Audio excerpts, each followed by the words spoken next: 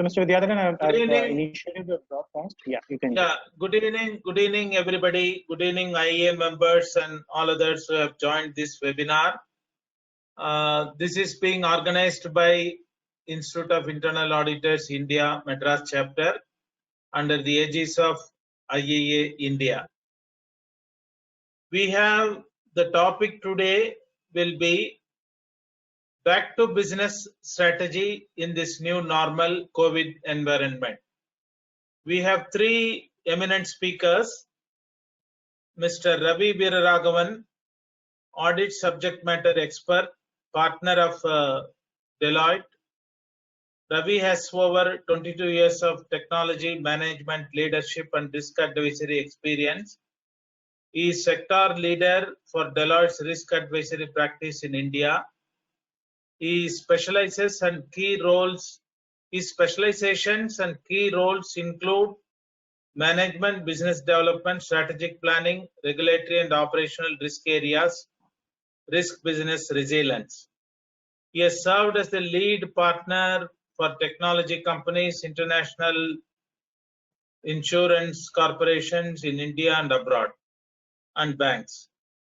Ravi is a chartered accountant and a certified information systems auditor. Ravi is an active member of Chartered Accountants of India, Confederation of Indian Industries, and other forums in India. Speaker at various industry forums, business conclaves, chambers of commerce and educational institutions. Spoken on various topics including internal audits, internal controls, analytics, risk management, cyber security, sector specific issues, etc., etc. The second speaker is Mr. Suresh Kumar S, Chief Compliance Officer of Indian Bank. Mr. Suresh has over 25 years of banking experience and has experience in the areas of corporate and rural banking, inspection and audit, compliance and banking operations. Suresh graduated in science in agriculture and went on to become a seasoned banker. He is also a CA IIB and under commercial audit. He has also served as the chairman and CEO of Regional Rural Bank. He also has immense experience in merging different RRBs. He was also heading the inspection department in Indian Bank. He was a faculty at College of Agricultural Banking, Pune, and a member of the Consultation Committee of Bankers Institute for Rural Development, Mangalore, and chairman of IBA Subcommittee on RRBs. He was recognized as transformative leader. And our third speaker will be Mr. Arjun Pratap, Director, Risk Advisory, Deloitte. Mr. Arjun is a chartered accountant and has over 9 years of experience in risk and with a primary focus on control assurance, forensic, fraud risk management. Mr. Arjun is also a certified fraud examiner and certified information systems auditor. Arjun is a member of the core committee on technology sector for Deloitte India. He is an active member of ISACA and ACFI, speaker at various industry and professional forums. Arjun has spoken on internal controls, analytics, cyber frauds, and information security at various forums. Now, I request Mr. Ravi Veeraraghavan to start the discussion on the subject, back to business strategy in new normal. Thank you. Over to Mr. Ravi. Thank you, sir. Thanks for the introduction. Thanks, Suresh, sir, for joining the meeting at short notice. And thanks, Arjun, for organizing. So good evening, folks. Hope everything is safe and normal. The business heading was very interesting when Mr. Vidyadharan sir had asked me this topic. He said the situation is so interesting today that we have to cope up with any challenge at any point of time. And the situation is like I have to say I'm a cricket player or a cricket fanatic as well. It's more than a T20 game. So T20 or as you know, the process as it starts and how it ends, it's all interesting, and the way it is all looking, every day seems to be an interesting experience. And the way things, whenever I talk to my clients or even my fellow folks, and also in my own family, there we are seeing a lot of development. So it's an interesting topic. We will try to cover in this topic a few headings. So we have packaged this program in such a way that, one, we take you through one of the risk forums, and then how do we respond to some of these uncertainties, and then how do you thrive in these uncertainties. So I will be driving a few topics while Arjun will take over in between to say how he's managing the risk environment, and then Suresh sir will come in the end and through his experiences. And interestingly, why we actually wanted Suresh sir to participate was one of the major topics which today all of us know is banks. And banks seems to be a very live wire for this situation today. They are essential services like doctors or like your other service people who are forefront in this pandemic world. And hats off to the bankers to really take a lead forward. And Suresh sir has been through the process. We've been seeing him last 2-3 months work through this energy. And so it will be a nice experience sharing, which he's proposed to talk through. So that's where it starts. So I will spend about 15 minutes on some of these topics. The agenda is in front of you. Feel free, just chat up some of the questions. In the last 15 minutes, we'll throw it up for discussion because Mr. Suresh is a very keynote speaker and we'd like to share his experiences as well. Go forward, Arjun. So one of the first topics which we see is the VUCA. VUCA is a KWL word which comes from volatility, uncertainty, complexity, and ambiguity. And when I saw this topic on the first while, I had to bring this in perspective, something called risk management. And risk management, I've been doing this for the last few years. And whenever we start this topic, I've seen most CEOs come away and saying, hey guys, I know my risk, I can live with a BCP, I know my environment, etc., etc. And when this unfortunate pandemic hit us, and I've been seeing quite a few CEOs now turn around at me. I know some CEOs who called me after 2 years. I've not been in touch with them. I know directors who called me a few times. I've not spoken to the directors for ages, 3 or 4 years. They've been conversing with me on various topics. And this topic especially, which is shaken up quite a few things, is interesting. So this environment which talks how we respond to this situation and how do we really respond, because this is so uncertain. Do we really put a way forward? Do you do certain things this way? Do we adapt to the situation? How do we take care of people? So many things have come into play.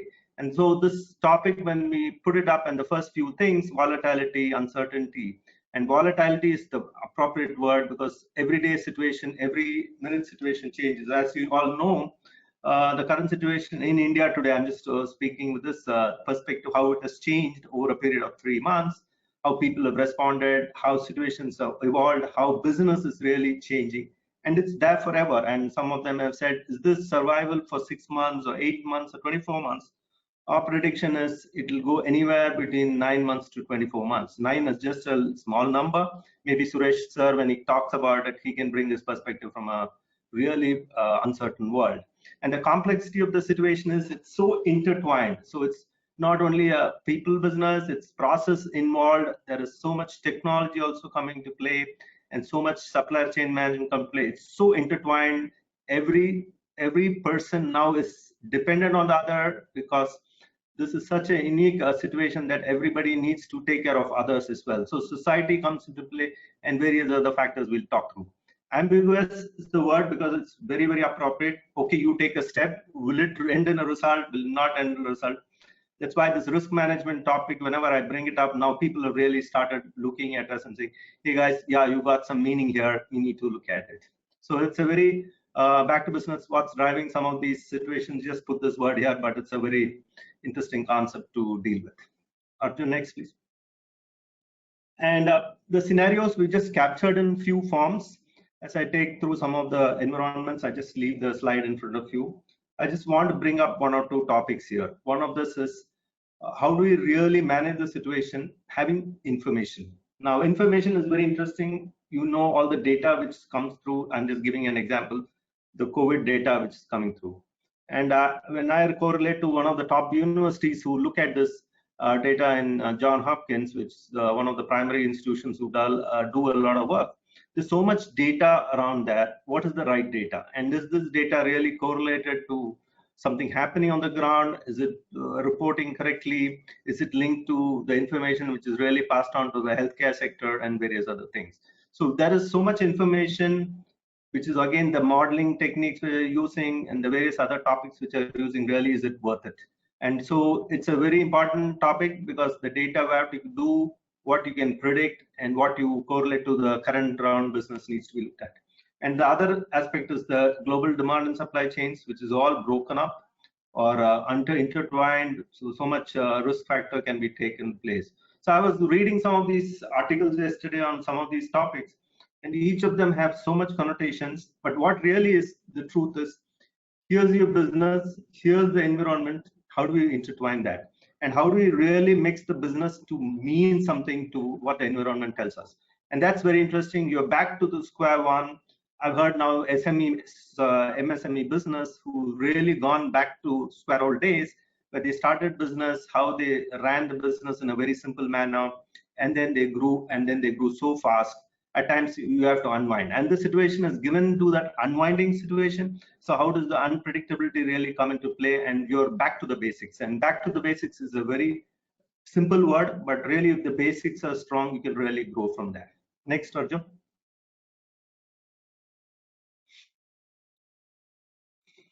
And we just put some interesting points of view here.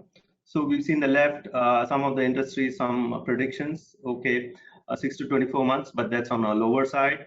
One of the things is the vaccine situation. How well will the controls be on the people? How will the policymakers decide when it will switch on and when it will switch off? The interesting aspect is the government sector.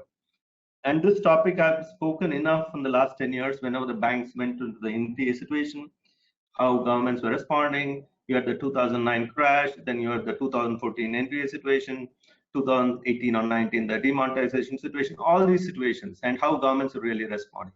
And you see the public sector and the governments responding in such a way. And this unique situation gives rise to the very important question, how best is business working with the government, etc., etc. So it's very important to understand a situation where the government machinery is full swing, how really a public-private partnership will work. And there's a lot of research around that. And I was reading one of the articles about 21st century cities. And in the 21st century cities, the pay parity between a public and a private sector. This is a US document. There are also so much differences are there. And more the have and have not come into play. So it's an interesting situation how the government sector is responding, what else we can do. And I'll just talk about 4 or 5 topics, very high level.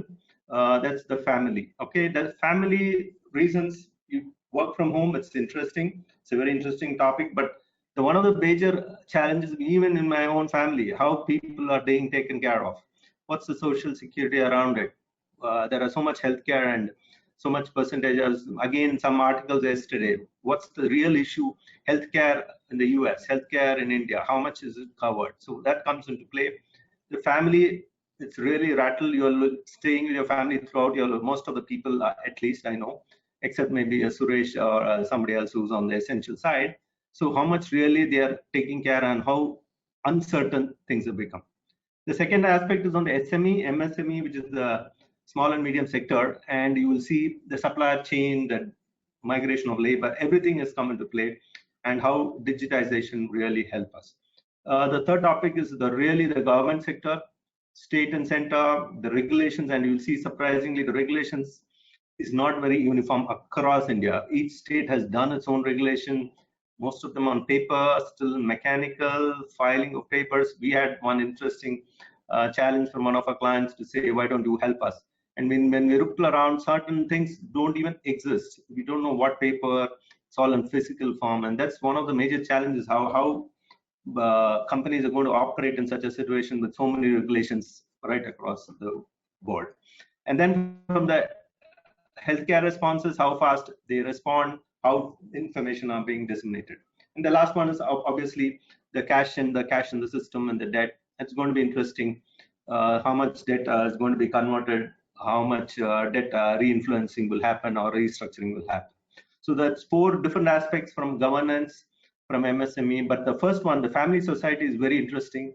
It's a debate for another day. How much work from home is helping? How much security you're giving? Is this the right thing? And there are tax regulations now coming to play. Some of the global countries have started saying, okay, here guys, you have more work from home. Here is your tax benefit because of working from home, etc., etc. Very interesting concept. So that's another full discussion for another day. Can we go on, Arjun? And this is a diamond box. I call this as a cycle of life or circle of life. And you see who are the stakeholders in it.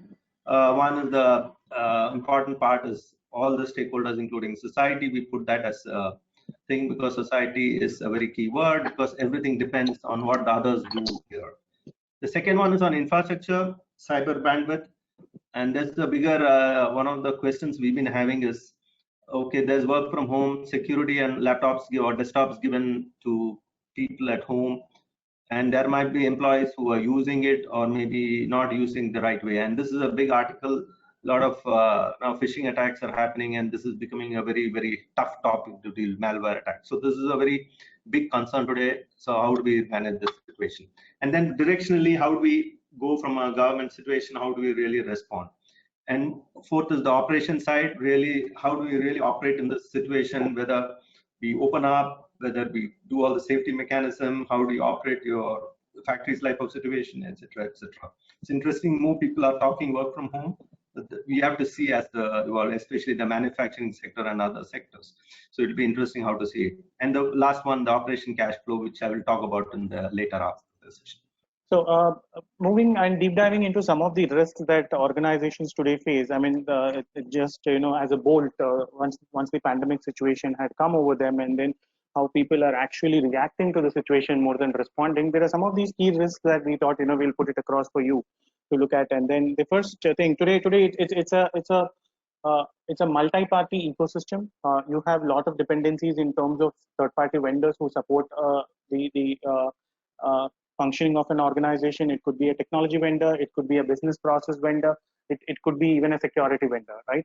So in all these scenarios, how does an organization kind of live up to their business as usual, where their third-party vendors have kind of broken down because of this particular situation, or they have a lot of vulnerabilities? So organizations, whenever they get into a crisis mode, are they even looking at any of these situations where they have an extended risk sitting at some of your third-party vendors, be it a technology vendor, be it a business process vendor, or any party who is supporting you, facilitate your business? So how are organizations looking at it? And this has been one of the key challenges that many organizations are facing, because when they have their own infrastructure, own set of people and processes ready to go up and running, they have challenges where the ecosystem is significantly supported by an outsourced or third-party service provider. And then whether did we even factor in their response mechanisms, their reaction mechanisms when we had planned out an overall BCP scenario? That comes into question. And then most of the organizations, in a quick way to go virtual, and then where the work from home or remote working scenarios are coming to picture, or that even those essential services organizations which are functioning with limited staff, they had to kind of tweak their existing processes so as to continue their service delivery or the product delivery, so that business keeps continuing and going. In such scenarios, there are certain authorizations or certain powers entrusted with few set of people, which wasn't the case in a normal or a pre-COVID scenario. How these situations are turning out, and whether conscious decisions are being taken when entrusting people with such super user or such a higher level of authorities in a scenario. How much of a resilience does the organization have when it comes to remote working? So that's one of the unknowns, or the key situational awareness that Ravi just some time ago talked about. Many of the organizations, let's even talk about a technology company. A lot of them were working on desktops. So the moment something of this sort had happened, and we all thought that technology companies are kind of resilient to these situations, so they can immediately go on a plug and play mode when it comes to work from home. But that wasn't the case, because the availability of laptops or devices were first a challenge. In situations or cases or scenarios where they had allowed their own employees to use their own devices, the cybersecurity related issues had come up and posed a challenge. And the various technology tools that they will have to hook on to connect with each other. It could be a Zoom, it could be a Microsoft Teams, it could be something like a webinar, Go webinar like this. Whether the organizations were ready with all these technologies in the first place, that became a challenge, and how then did they quickly change over and then reboot. So these are some of the risks that we look at, and more so with change management. Um, uh, because of an urgency that is attached to with handling a crisis, a lot of change management procedures have been cut short. Therefore, quickly business can go up and running, as a result of which there were a lot of vulnerabilities or challenges, both from a technology side and from a business side, that has been arising. And from a risk management perspective also, now an uncertainty is something that people wouldn't have planned for, right? But what about the overall risk assessment of the organization? Should there be a reassessment that should have been done, at least to a limited extent, so that some of these risks that we are discussing out here are being looked at and covered, so that the overall oversight, the overall management of these risks are controlled, and therefore the organization is not exposed. There are scenarios, there are cases where cyber attacks have happened. The attack vector has grown because of these risk-related issues that have been overlooked by organizations, because of the speed at which they would want to go ahead and then make their business go up and running, right? And some of the considerations that organizations can have, this we will discuss in detail as we go forward with the response and recovery strategy. Some of the considerations that the organizations can have or could have in light of these scenarios are, one is that they kind of even if it is now after like 2 or 3 months after the pandemic had hit, and then there was a lockdown and there was disruption in business, they could still do a detailed risk reassessment and understand how the businesses have changed, how the operating models have changed, and what are the new exposures that the organization has been posted with. Consider introduction of new policies. A lot of organizational policies doesn't even factor in a work from home environment, simply speaking. Or consider change in policies where you're changing the entire process model or the operating model. Consider changing policies so that you have a clear guiding light. Earlier in one of the slides, Ravi sir was talking about from a situational awareness point of view, whether there is clear direction in the company. So is there a command center in place so that there is unity of command, so that there is clear communication?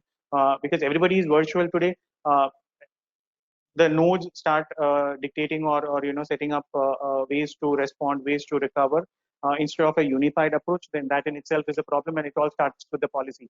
So so how these policies and procedures are recasted, how these policies and procedures are undergoing a change, whether there is a chain of command, there is a control or a command center which kind of drives all of this, is very, very critical in these scenarios.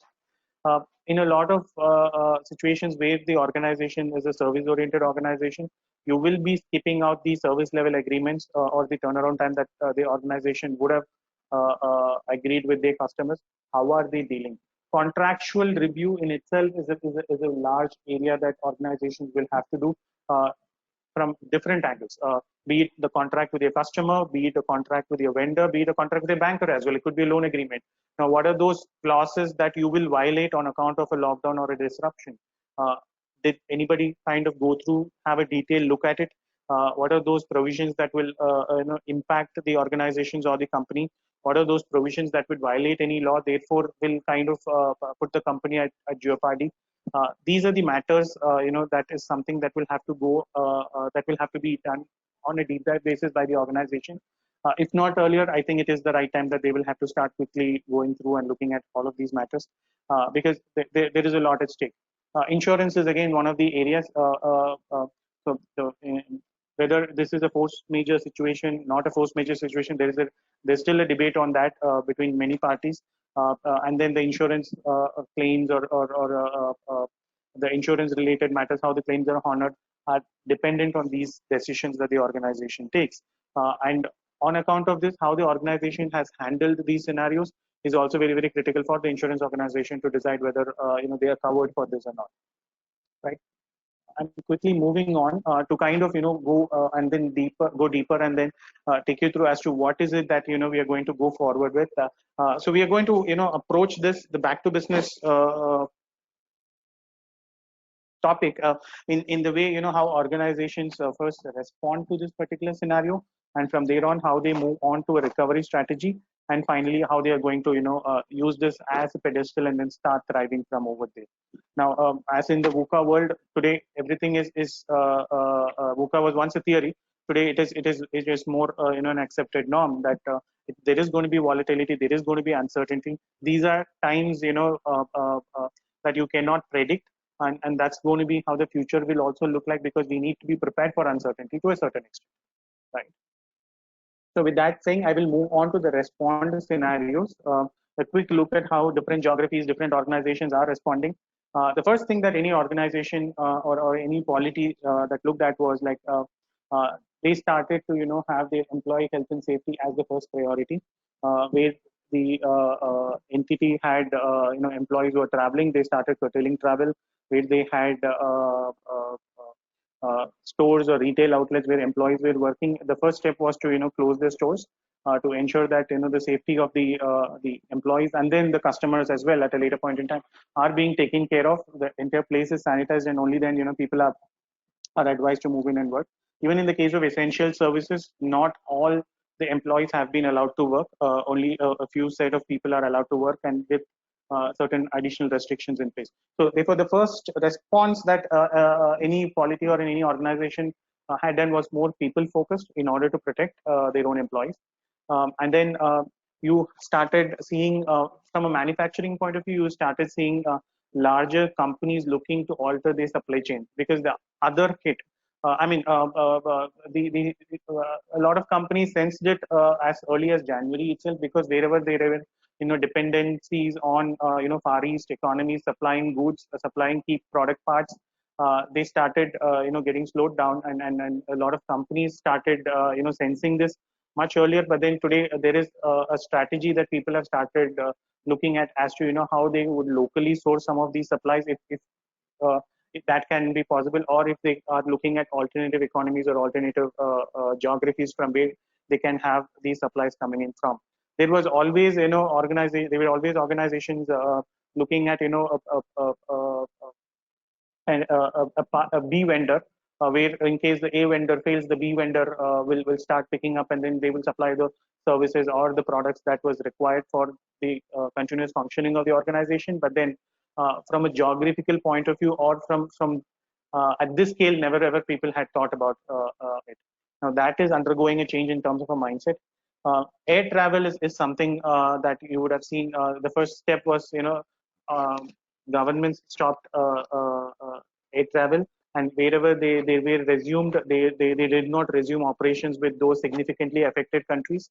There were restrictions of people movement, even in countries like Dubai or the Gulf, which is mostly a transit hub, where a lot of transit passengers were moving in, and there was a good amount of time, when the airports were shut down, because a lot of people from infected countries had transited. So that was the other response that had happened.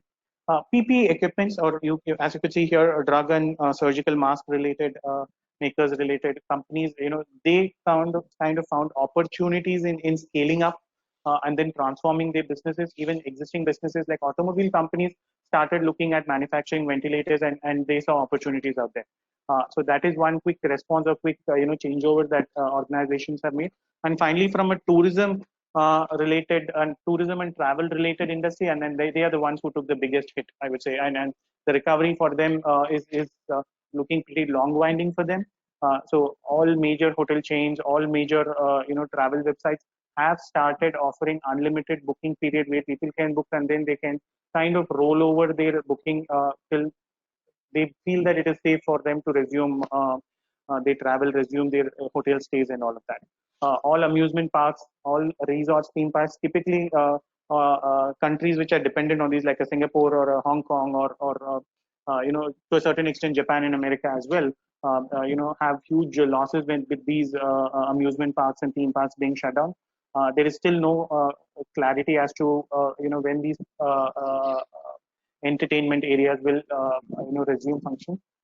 That is something that that the immediate response had shown up. Right. in terms of a belief and a mindset, how it is completely changing with this pandemic. Earlier, disruption was only a choice. Now, disruption is more necessity or an essential thing that has happened. And there is an existential crisis that organizations have come across. They will have to immediately respond to kind of maintain and manage their existing customer base, existing revenue stream, as well as plan for their future. See if their operating models will have to be changed. See if their supply chain or the ecosystem will have to undergo a change. Reevaluate the dependencies and see how best they can stay resilient in terms of future crisis or future pandemic situations. Traditional practices were once long drawn beliefs. Conventionalism was something that people wouldn't want to change, but all of that in an unstable environment never holds good, because in many scenarios it is sometimes the customer who decides what is it that the organization will have to choose and move forward. Again, as I told you earlier, the boundary of ecosystem is today limitless. You are dependent on an organization that is probably in China supporting you with let's say a chip technology, or in California supporting you with a chip technology, whose continuous performance is entirely dependent for you to run the business. So therefore, the ecosystem today is large. How well you kind of plan your extended enterprise risk management system is a key to today's business. Now, these ecosystem enlargement of ecosystems are primarily on account of cost benefits, efficiencies, and because certain specialized services are being performed by these companies which would otherwise not be available locally, right? And how quickly they plan for the turnaround, how quickly they plan for their organizations to convert to a more virtual environment, to kind of plan for this change, whether they have the right set of tools, whether they have the right set of technologies to support this virtual way of working. Initially, I think a lot of companies had problems even with MS Teams. Then Microsoft came up with a note saying that unless you have an enterprise version, large scale MS Teams collaboration might be a drag. And then therefore slowly people started understanding different technologies. Zoom was initially used, and then Zoom related attacks or privacy or security related challenges were posed, and then slowly Zoom also kind of went in and then revamped their entire security posture, security portfolio. So there are also learnings that companies look to, but the choice of technology, the relevance of that particular technology that they choose is very, very critical in how they manage these stacks, right? So we will quickly go through the different response strategies. I think the first strategy that any organization, as we had looked at earlier, is to kind of safeguard their people, have a business continuity disaster recovery plan. But then the traditional business continuity disaster recovery doesn't work out here. A lot of technology companies, a lot of other organizations had a business recovery or business continuity or disaster recovery plan, which had a failover and then a turnaround by, let's say, 3 days or 4 days time. At best, somebody would have tested, let's say in a domestic scenario, was probably, for example, a Chennai flood, where the maximum disruption time was a week or so. But here, it's not just disruption; it is a new way of working with the existing infrastructure. Even if you have a disaster recovery site, that site is closed for working, right? So therefore, how do I plan for remote working, whether it is incorporated in a business continuity policy, or how quickly I change my business continuity plan or policy? That is pretty essential, and that's what organizations have been looking at. As I told you earlier, communications plan, is there a single channel of communication that the organization has, or is there a complex communication environment which will in turn confuse the employees, which will in turn confuse the suppliers and customers as well? Now, having a command center or a control center for addressing this pandemic, for addressing this crisis, is something that is very, very critical for organizations, and the direction with which they go and handle this is very, very critical. And how the leadership in itself identifies key roles, key responsibilities in kind of planning this out so those organizations which have had a clear understanding of who is going to communicate, what are the key roles and responsibilities in terms of handling or responding to these situations, are the ones that are today recovering and thriving, right? And employee health, well-being, and productivity. Productivity is another key aspect. There are debates. Initially, I think a good amount of time was spent on thinking whether there was productivity when people were remotely working. There was initially, I think there was a good amount of gung-ho about people being more productive, but then as days went by, there was a lot of stress that people started feeling, and then psychologically there was an impact, and then slowly then the productivity related matters have also started creeping up. How organizations have policies, procedures to handle this, their emotional well-being is something that is very critical. Continuity of business operations, whether am I going to continue in the same way as I'm doing before, or am I going to have a change in the operating model? Am I going to have a change in the way I interact with my customers or I service my customers is something that is very, very critical. And then we quickly move on to the recovery strategy, because we touched upon what is it that is to have something as a response as against a reaction for an organization. Ravi sir, I'll quickly hand it over to you for recovery, and then we can let Mr. Suresh come in. So the first slide is on the response slide. So we see the mindset, I think, going back to the roadmap, which was laid in one of the earlier slides. See the right-hand side, I just touch upon that. That's again the financial aspect, the physical aspect, the tracing aspect, the safety, and the digital aspect. So this encompasses all what is required, and so the building the trust is very, very critical. So as the roadmap goes from unpredictability to predictability, a bit of planning to scenario planning. Scenario planning becomes very critical because situations keep changing.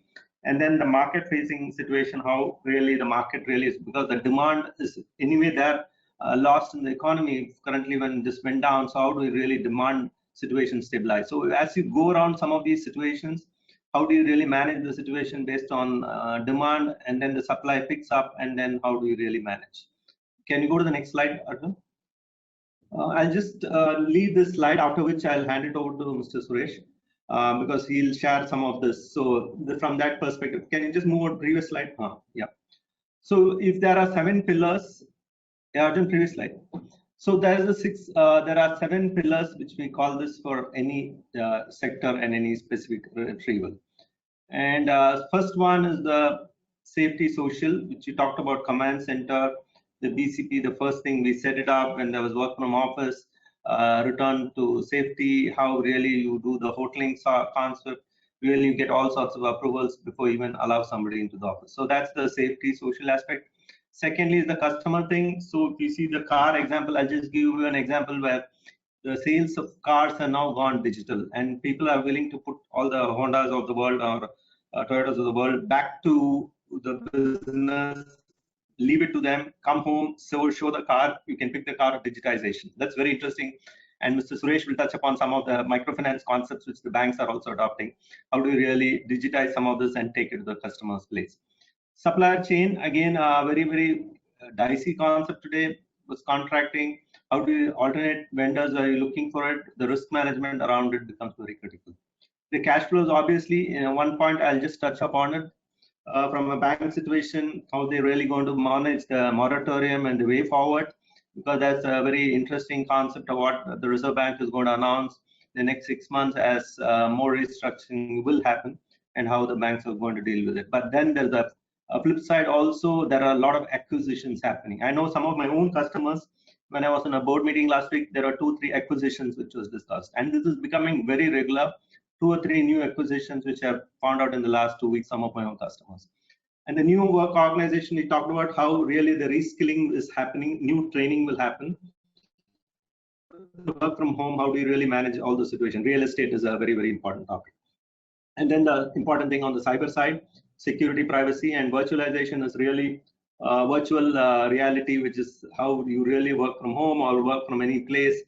You're there for whatever purpose, you're always connected. It has a disadvantage as well because you're working more than required as well.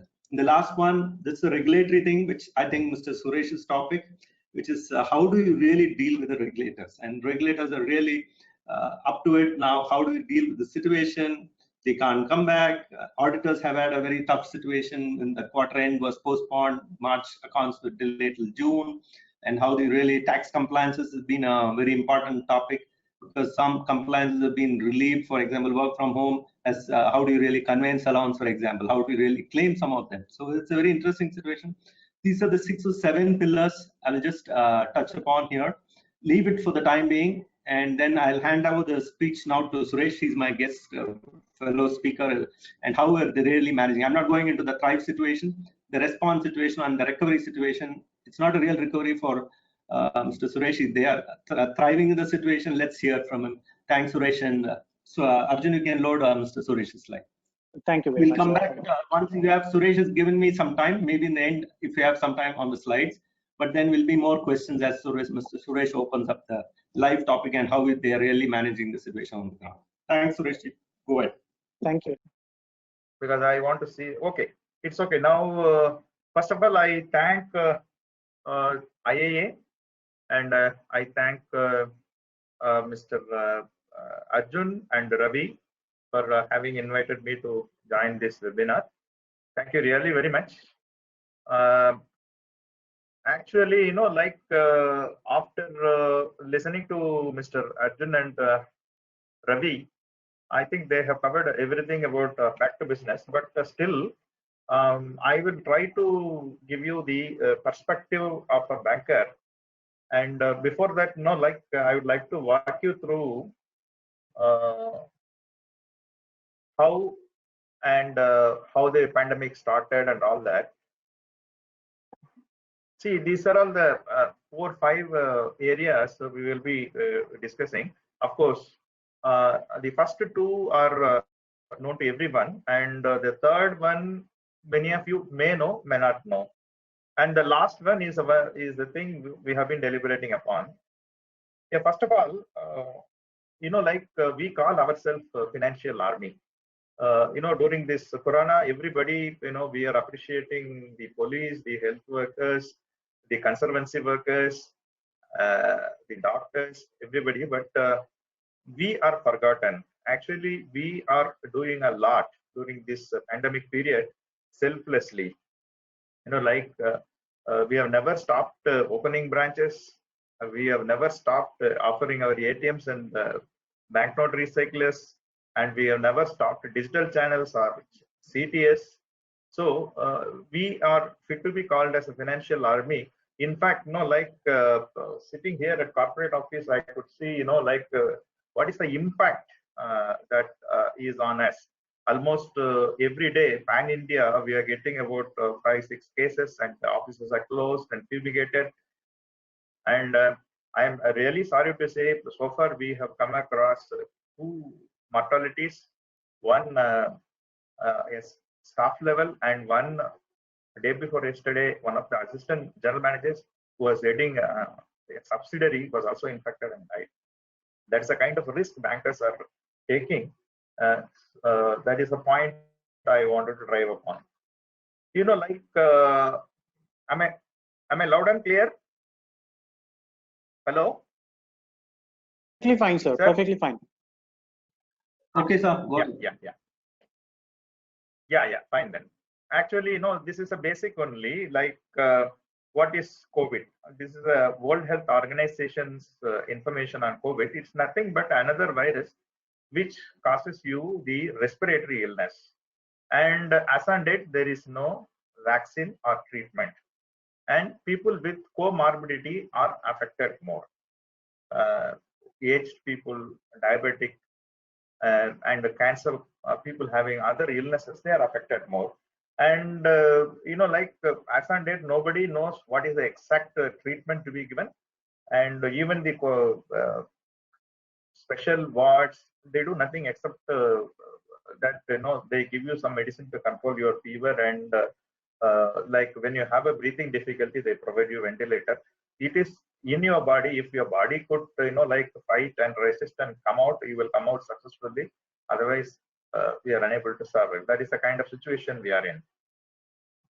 And you know, like this is a common symptoms: headache, sore throat, fever, sneezing, tiredness, and diarrhea. If one or more symptoms we are having, then we have to immediately go for an investigation test and ensure that we are not having the COVID-19 infection. And you know, like what is the best way to control this pandemic? You know, like we have faced lockdowns, we have faced social distancing, we have faced this doing with the face mask. We are now using all these soaps and the disinfectants, washing hands frequently, everything we are doing. But you know, like you will be knowing that the pandemic could not be controlled. It is spreading very fast. But generally, how we have to prevent ourselves is the ensuring that you are not among the crowd, ensuring that you are very frequently using the alcohol-based hand sanitizers, or wash yourself with the soap. And there are a lot of advisories have come from Ministry of Health, how to SOPs for the workplace, SOPs for the travel, SOPs when you start for your workplace, and how when you reach your home, what you have to do. All those things have come. And this is a statistics, world statistics. This is 27th this thing. I have update also. As on date, it has crossed 1 crore confirmed cases, and as on date, deaths have crossed 5 lakh. And average death rate is 5%, and recovery is 54%. And this is the sort of tracker, latest one. We are in India, we are standing at 4th position continuously for quite some time. The United States is taking the maximum beating, followed by Brazil and the Russian Federation. And this is the next one is the Indian situation. Again, the slide which you are viewing is the 27th June. I have the latest, that is today's position. Confirmed cases are 5,48,000. Deceased cases are 16,475. Recovery is 3,21,723. I think one big relief is that recoveries are good, and around 58.67% recoveries, only 3% death. And this is a case of Tamil Nadu. Again, this is 27th June figures. Today, the latest one is 82,275 confirmed cases and 1,079 deaths, and 45,537 recoveries. I think Tamil Nadu, the death rate is around 1.31 and recovery is 55.34. So one solace is that considering world level, India is better, and considering national level, Tamil Nadu is okay. See, during this period, we have come across 5 phases of lockdown. You are all aware. First phase started from 25th March to 14th April. Second phase between 15th April to 3rd May. Third phase 14th May to 17th May. And fourth phase 18th May to 31st May. And the fifth phase is 1st June to 30th June. And these are all brief ideas of what happened. Actually, we started everything with the Janata curfew, followed by the first phase of lockdown. In the second and third phase, one interesting thing is that the government started realizing that we cannot be permanently locked down, so they have started using green zone, red zone, and orange zone concept, and they have started giving relaxations in movement. That 130 districts of red zone were tightly controlled, and green zones there was big relaxations there. And fourth and fifth phases. The fifth phase is actually called Unlock 1, where government further they have zeroed on. Earlier it was district level zones, state level, district level. Then it further moved on. Now lot of openings are given. As and date, malls, metros, schools, colleges, hotels, restaurants, cinema halls, shopping malls, gyms, swimming pools, place of religious worships. Only these things are shut. Otherwise, many businesses, shops are open. And I have researched whether what is the benefits of this lockdown. If there are different versions of the benefits are listed. Shivnadar University says surge of 31,000 cases have been averted. University of Oxford they in their tracker, no, they have given India 100 out of 100, stating that we had tough control. And Brookings Institute, they were monitoring the growth rate of the pandemic. They say that doubling every 3 days before lockdown has come down to doubling every 6 days, except there is a brief incident of you're all aware that Jamaat super spreader event. Otherwise, the doubling has come down is their version. And there is another Boston Consulting Group. They say that 1.2 to 210,000 lives are saved. And another model, Public Health Foundation of India, they say that 78,000 deaths were averted during this period. There are a lot of studies and a lot of results, inferences furnished, but ultimately we have to understand that this lockdown has really helped in bringing down further spread and deaths, but at what cost? That is a real problem. Now, it is very interesting to know that how the government has responded to this pandemic. One side they have lockdown, on the other side, stimulus packages were released by the government.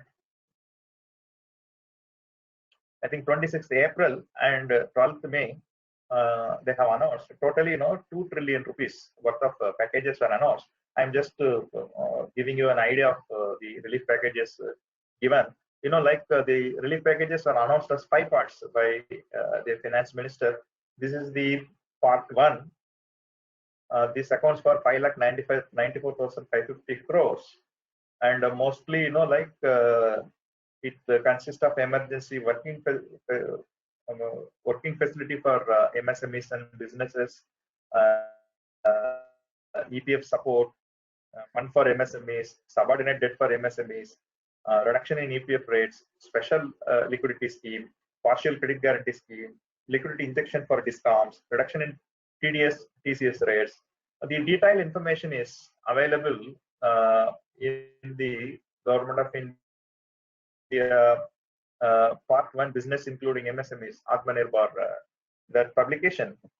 If you briefly go through that, so they say that economy, infrastructure system, vibrant demography and demand are the 5 pillars, and 20 lakh crores equivalent to 10% of Indian GDP is given as a stimulus package. But friends, we should note that bankers will come here only, because nearly 1 to 2%, roughly 2% of the total package went directly to the people by way of cash. The rest is mostly through the banks. Even the 1 to 2% that is directly reach the people also through the bank. In the pandemic situation, when everybody is sitting at home, as one of the essential services, bankers, we opened the branches and we were dispensing all the welfare packages of the government, including the package for the poor. Okay, I'll briefly rush through this. So this first part mostly it deals with Pradhan Mantri Garib Kalyan package, where it is food for the poor people. Additional 5 kg wheat and 1 kg pulse. This is for the first 3 months. Then 20 crore women Jan Dhan account holders, they are getting 500 per month for next 3 months. Of course, we did it. And gas cylinders free of cost. Then that is under Ujjwala scheme. Then MNREGA wages. Again, we were into this because the wages are credited in the bank account. Then this ex gratia, 1,000 rupees to poor senior citizens, widows, and people like that.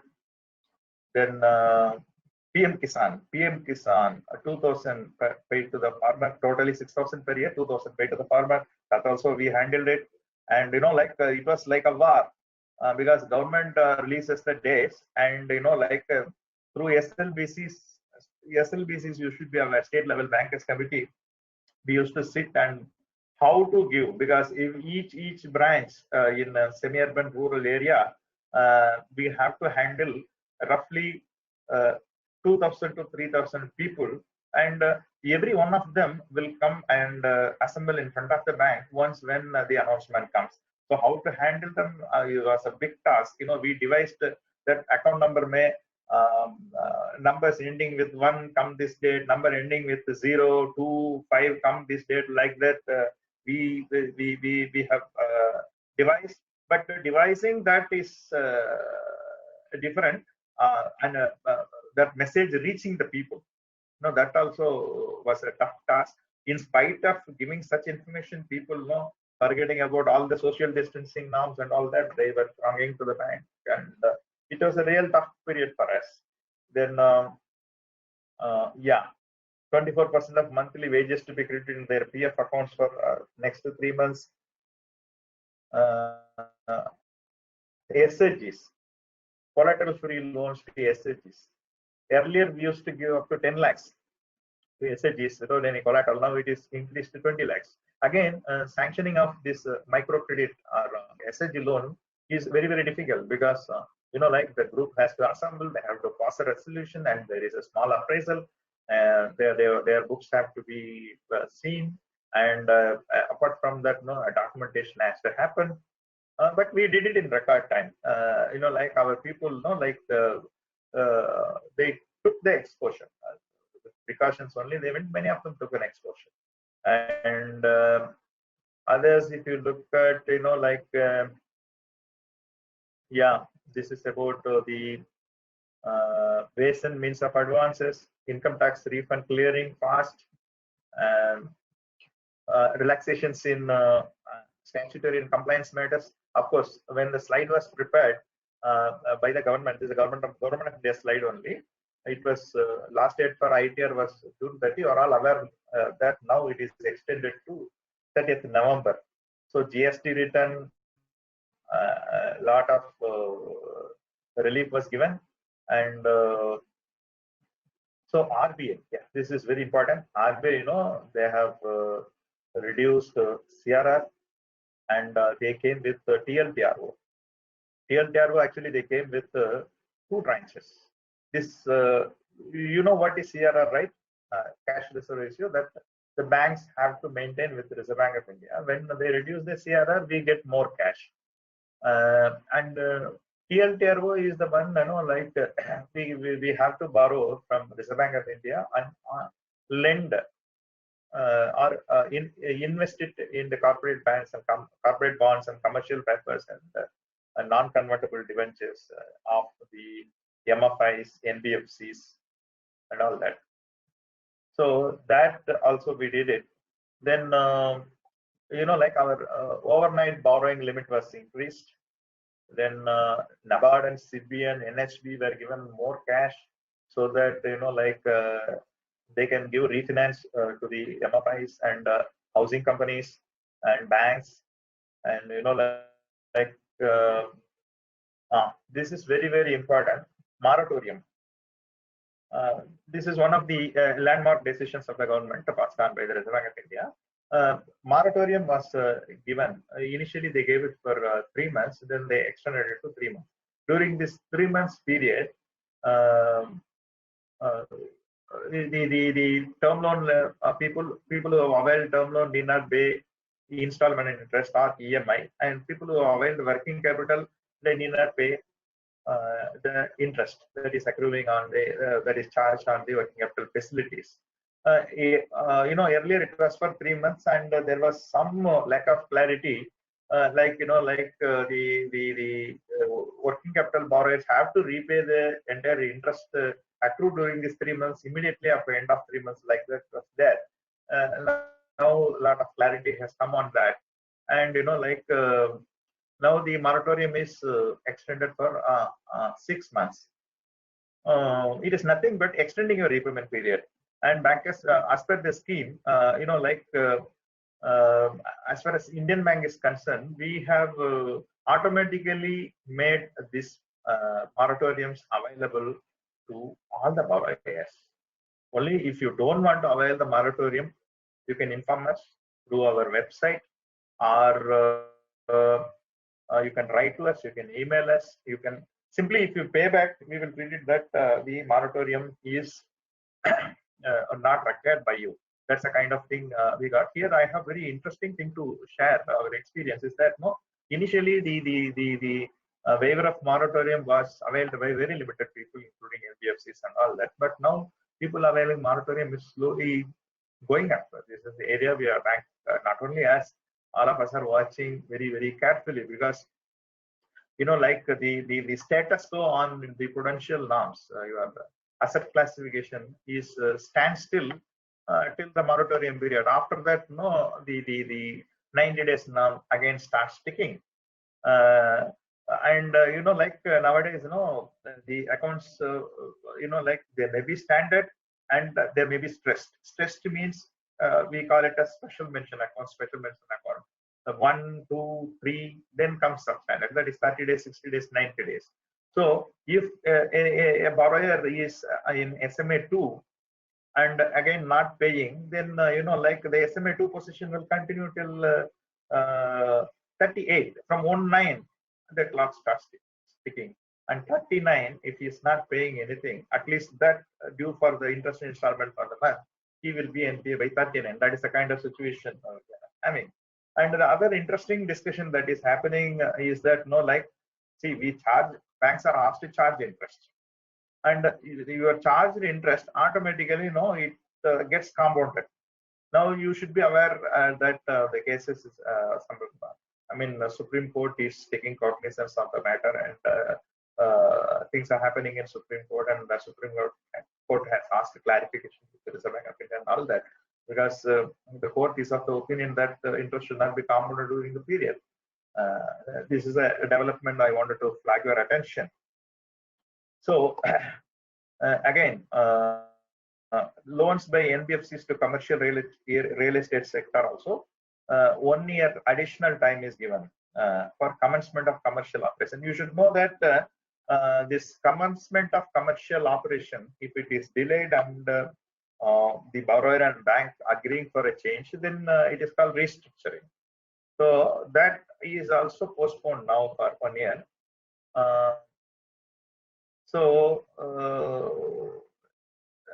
These slides, if the participant wants, I will request the organizers to share, because it's very detailed and we can talk one full day about all these measures. And I think this is required for you people. We will share. So the second part is stimulus package part 2. This also I have some information, again Government of India information. Here this is targeted mostly on about the poor, including migrant and farmers. Yeah, so this mostly depends on strengthening supply chain, direct support to farmers. Here one important thing is that the interest subvention, which is normally available for 12 months for agriculture loans and animal husbandry loans, and incentive subvention, which is given on prompt repayment, this also they have extended 3 months. And now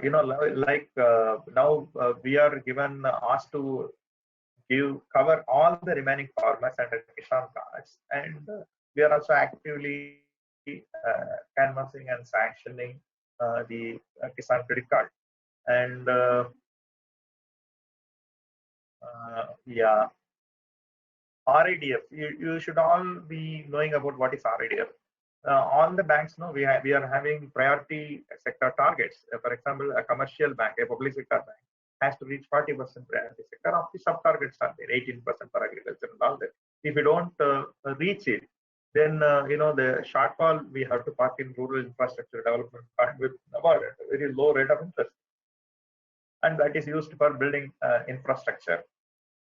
So there also government is supporting. Then yeah, for migrants and urban poor, a lot of support is given. And for Narega, which I have already told you, Narega also they have increased the wages, and labor codes are changed. And yeah, so this is about the second phase. And if you go to the third phase, the third part is purely for agriculture. Yeah, here, like the government has increased the MSP, then PM Kisan Fund, that 6,000 rupees per year, like given in 3 tranches, that is given in advance. And animal husbandry, dairy, poultry, and all that, now they have now given interest subvention and extended the period for climbing. And this is for fisheries, like that, and they have government has announced a lot of measures for increasing and strengthening infrastructure, logistics and capacity building. Then micro food enterprise to strengthening that, like they want to form clusters, and a lot of concessions are given. Then there is Pradhan Mantri Matsya Sambada Yojana. Matsya is fish, for the fish breeding and value chain. They have given a lot of support, and for animal disease control, and for so government is trying to holistically inject support in all areas. See, for herbal cultivation, they support beekeeping. This is very, very interesting. These bees, many people, particularly who are born and brought up in urban side, may not know the value of bees. It is told by the farm scientists that if bees are not there, bees are once for all dying, and the humanity also will be eradicated in a matter of 4 or 5 years, because bees are the pollinators. Without bees, pollination will never happen. That is why nowadays use of pesticides and herbicides they want us to reduce, because they kill the bees. So for beekeeping also some initiatives are there. So totally around 500 crores. This is for Operation Greens, for all fruits and vegetables. Then Essential Commodities Act, this is amended for getting better price realization, agriculture marketing reforms, then price and quality assurance. A lot of things are there. These are very, very interesting and holistic information. I will request all of you to go through, because many of you maybe have involved in a full or part of these initiatives. Then this is the 4th stimulus package. Again, I think here we are looking at new horizons of growth. For fast track investments, government is giving SAPs, upgradation of industrial infrastructures. Then this is regarding commercial mining, coal sector. There is diversified opportunities. Mineral sector, then defense production, then airspace management. All those things are there. This is the 4th one. And if you look at part 5, yeah, this is mainly governance and enablers. See, this is for COVID containment, what government is doing, and reforms for ease of doing business, corporate law measures, for ease of doing business, technology driven systems, including online education. So these are all very, very interesting information. Each has to be gone through in detail by the audience. I think the group that listening the talk today need to know all those things, because in some way or other, either you will be directly involved or you will be in guiding position. That would be my request. As a banker, I know like what are the areas my intervention is there, and we are already doing it. Most of you internal accounting practitioners or entrepreneurs who are listening the webinar today, I suggest that you kindly go through, like in 2-3 ways it helps. One thing is that you know where the support is available. Second is that when you really want to redesign your business or activity or profession, like you will know like what kind of supports you will be getting, and like your clients you will be able to guide properly. So this is about ours, Indian Bank.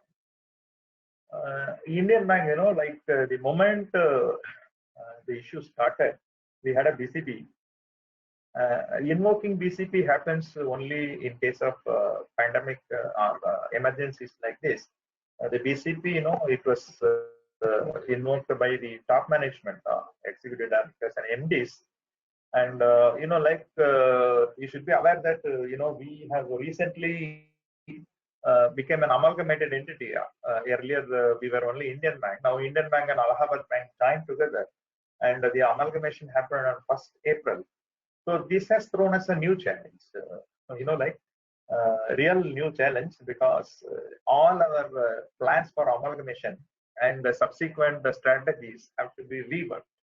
That was a real tough challenge to each and every department head, top management sitting here in Indian Bank, because like our branch network all of a sudden doubled, our business all of a sudden doubled, our staff strength doubled, and our presence doubled. We have started operating from so now Indian Bank is sort of having high density of business and branch network in South, whereas Allahabad Bank in UP, Bihar, Kolkata, like that, where we do not have much of the branch network and business.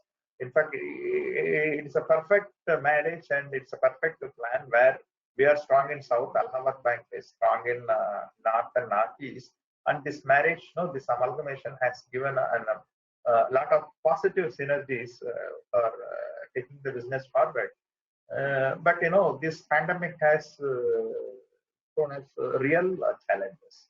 So as you are aware, the legal merger had happened, but the core banking solutions are yet to match. So that means the bank will be operating two core banking solutions separately, but slowly providing integrated services in each other's branches.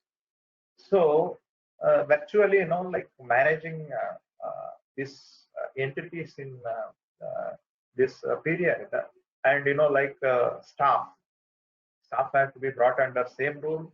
We have to give them new employee IDs, and we have to start paying them salaries, and we have to have all their records, and we have to redraft their service regulations, and people who are retiring continue to retire. People who are getting increment will continue to get increment from both sides, synchronizing them. That itself is a big challenge for them. But we did it smoothly. Our top management was very sensitive, and in fact, Deloitte is our advisors.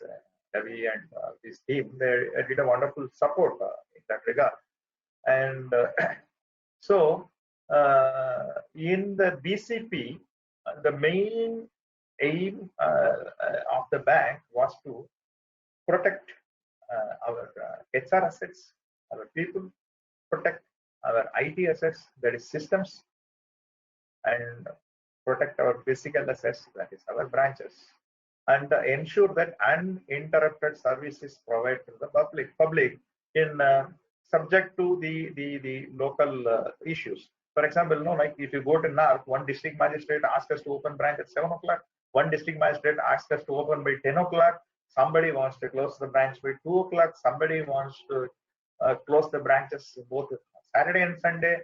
All of a sudden, one particular branch, they will isolate. They will not allow us to get in and get out. There are instances in which for ATM loading, our people went and they were preparing to load the on-site ATM. By like normally at that situation, half shutter will be opened and people will be inside making preparations. The local district magistrate and their people came and locked our people from inside, thinking that we were violating the curfew. And there was a lot of issues, particularly when the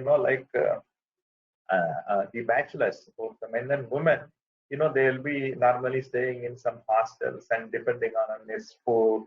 And people know in cities like Chennai, Mumbai, and all that, people will be operating from their houses to office. In Mumbai and all that, they take a lot of time to travel, and there is no public transport. That was a real challenge. And people who have gone to visit their families, or people who have gone on food, or people who have gone to some other place for something else. Many people travel to many places. Of course, bank beautifully handle them. As is where is condition, wherever they are asked to report to the nearest place, and it was ensured that the services were provided, because whether lockdown or no lockdown, banks were houseful in rural and semi-urban places.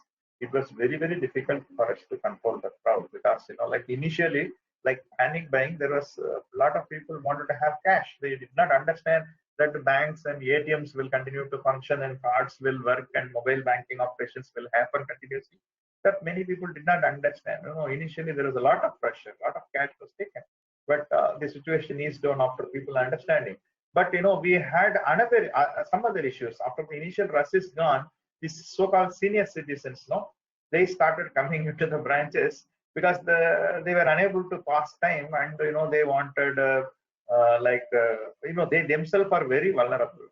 We had a lot of requests for passbook updations and inquiries about their old account, this and that. A lot of issues happened. And apart from that, we had another challenge, the vendors.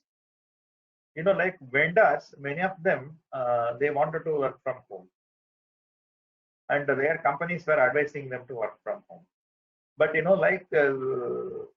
we cannot allow them to access to our systems through VPN because it's a financial system. So that also gave a lot of filtering. Gee, I'm in a webinar. I'll call you back. Thank you. That also has thrown us a lot of challenges. So if you want to talk about, then our DC and DR, many, I don't know, what is the awareness level about the DC and DR. DC is a place where our entire data is stored, and DR is a disaster recovery site where parallel things are available. Protecting DC and DR, and we also have something else called networking sites, network coordination office. So these are all very, very critical architecture for the bank to run our business. DC is a place where all the transactions happening. And DR is a place where we will be falling back in case of emergency. And this network control center is connecting the branches, administrative offices to the DC and DR to ensure that the operations are smooth. And a bank has to function 24/7. Many people are aware of only the counters where we open from 10 to 5. But back office and this digital channels, RTGS NEFT, you are aware that RTGS NEFT is now 24/7. Then check clearing operations, whether there is a lockdown in some place or other place, a part of the country, we have to operate everything, and the PAS machines which we have supplied to the establishments and our business correspondence. Everything has to happen. Everything has to happen. So that is how it was very interesting, and I don't know if I start describing what we did as a BCP to make it successful, it will take one whole day. But I'm very happy to tell that with all the problems, our bank, and not only our bank, and almost all banks, particularly public sector banks, we saw that we were providing uninterrupted banking services. And it was monitored by regulators, it was monitored by Government of India. Wherever there is a glitch, everyone pulled in and saw that the banking operation was very smooth. Then then we have taken a lot of customer-centric initiatives. This is again with the direction of regulator and government. See, there was earlier restrictions. There were charges and restrictions for the withdrawal of money from non-home branches. That was eased. The charges were waived.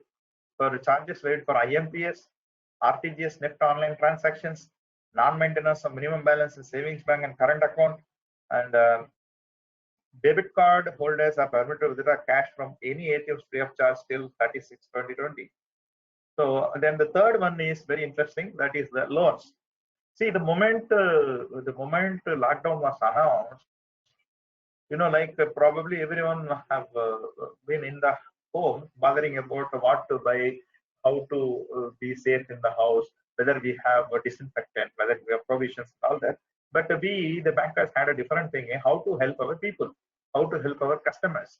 The Indian Bank is the first bank to bring out a lot of schemes, own schemes first in all sectors.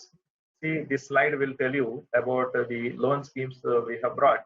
Almost 10% of existing fund-based, non-fund-based. This is before the government has announced the enhanced working capital things. We, like our bank, almost like all public sector bank and some private banks also, they have brought out a lot of loan schemes. You see this for MSME, self-help group, salaried class, pensioners, agro-processing units, poultry farm, agriculturists, everybody loan scheme was brought. Like in bank, the loan schemes cannot be just like that launched. The department has to prepare a scheme, and a lot of consultation will happen. Then it will go to there is a committee called new product and process approval committee. Then it will go to operational credit risk management committee. Then only it will everything happened in breakneck speed, and we analyzed, and we have taken the suggestions from all the field level functionaries, and within 2 days of the lockdown, we have launched all these schemes, and there is a very good uptake. Yeah.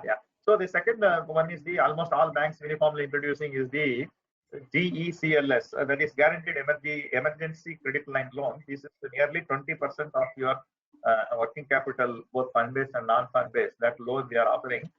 We are not taking any additional existing securities enough, and this is 100% guarantee cover is there, and 3 years. This is a scheme, and TLTRO based support we are giving, and interest rate transmission. This is a very, very interesting point. This is about TLTRO. First tranche we have deployed 1,415 crore, and second tranche we have taken 2,000 crores, and almost we have invested in everything. And this is the very, very interesting. Now repo has come and MCLR has come. If you look at our interest rate on 1/3/2020 and 35/2020, MCLR 0.45%. Whatever RBI has passed on, and repo 0.75% passed. And there is a very good uptake of credit. That is one of the things. Credit uptake is one of the things bankers are very happy about it. This is I wanted to say, but only this particular interesting studies I want to share with that. I want to close because other things are covered by our Arjun and Ravi sir. See, this is one of the study. What is at risk? Economic, social, geopolitical, technical, and environmental. So, when is the likelihood of resumption or impact? This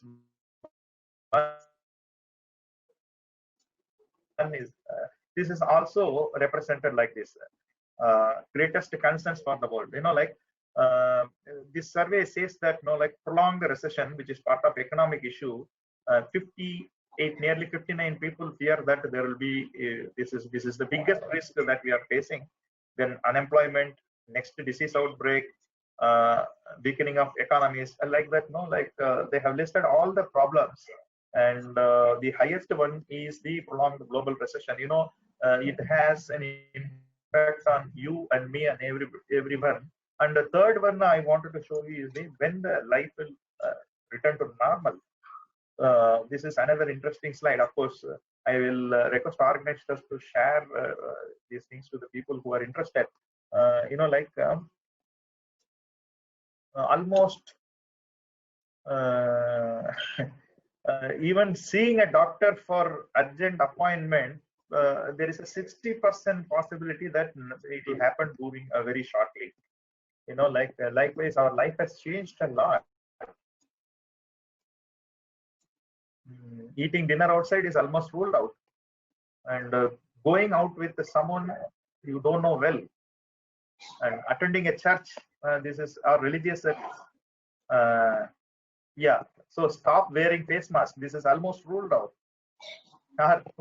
After 1 year, we really do not know the impact. That is what I wanted to say. With this, I would like to close my presentation. I don't know how far I was able to say what I wanted to really say to this particular set of enlightened audience. But I would like to say only one thing, dear friends. Whether COVID or whatever may be the situation, the humanity will survive.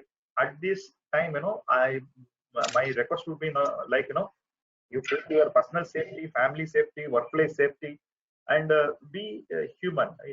Support people in need, and see that employment generating opportunities, businesses are running back to normal as quickly as possible, because we have to allow people to live with dignity. People cannot continuously expect the government dole or charity and survive. People have to work, earn, live with respect. And I know the audience who are listening here are the people who create such opportunities to the people directly or indirectly. So my appeal would be the situation may be different from person to person.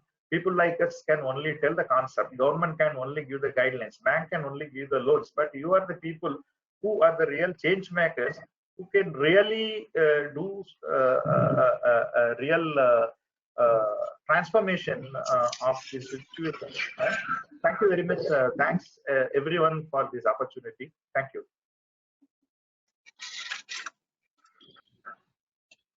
Thank you very much, all the speakers. Whether Arjun or Ravi would like to say something, or I can go for the concluding remarks.